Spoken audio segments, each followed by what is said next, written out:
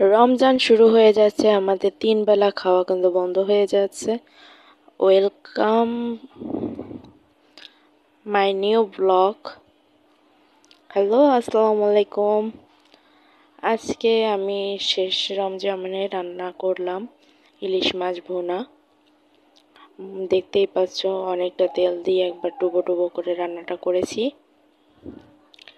এর সাথে আছে কিন্তু মুরগি কষা।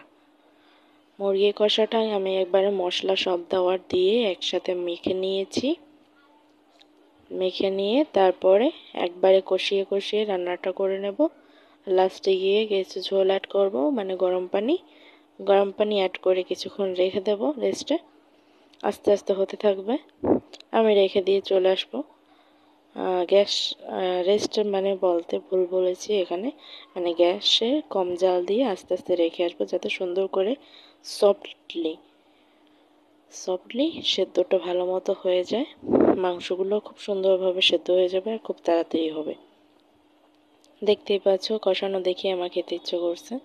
গরুর মাংস হলে তো কখনই কষানোটা খেয়ে ফেলতাম, তার কোনো ঠিকই থাকতো না। এই যে দেখতে পাচ্ছ অনেকটা ঝোল ছেড়েছে কিন্তু মাংস থেকে, আমি কিন্তু দেই নাই। এরপরেই আমি একটু গরম পানি দিয়ে ঝোল ঢাকা দিয়ে রেখে দেব। রেখে দেওয়ার কিছুক্ষণ পরে আমার মাংস হয়ে যাবে। আজকে আমি যেহেতু অল্প অল্প করে দেখাচ্ছি, এর সাথে আবার একটু পোলাও করেছি, তাই ভিডিওটা অত বড় করতে যাব না। মাংসের ফাইনাল লুক হচ্ছে এটা, দেখতেই পাচ্ছ তেলটা কত সুন্দর উপরে ভেসে হচ্ছে, অনেক মজা। এরপরে আমি একটু বেরেস্তা করছিলাম, যেহেতু পোলাও রান্না করবো বেরেস্তা না হলে ভালোই লাগে না।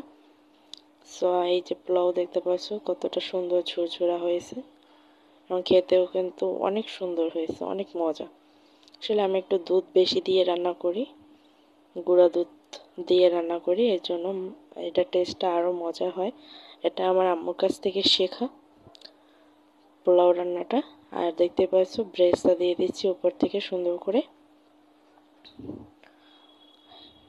দিয়ে, এবার একটু ঢাকা দিয়ে রেখে দিয়েছিলাম। এবার হচ্ছে আমি আবার একটু তুলে প্লেটে নিয়ে দিচ্ছি।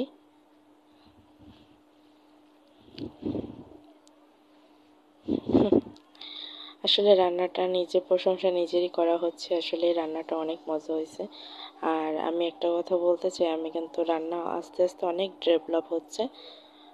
এতটা ভালো আগে হয়তো পরিপাটি করে রান্নাটা করতে পারতাম না, এখন টুকটুক করে একটু ঘুরে একা একাই সব করে নিতে পারি আলহামদুলিল্লাহ। 3-4 জন, মেবি 7 জনের রান্না আমি একাই করে নিতে পারবো, 10 জন বেশি হয়ে যায়। এই যে দেখতে পাচ্ছ 2 পিস মাছ নিয়েছি। এইবার এটা খাওয়া দাওয়া হবে, পাশে কিন্তু মুরগির মাংস আর ওই সালাদ। আল্লাহ হাফেজ।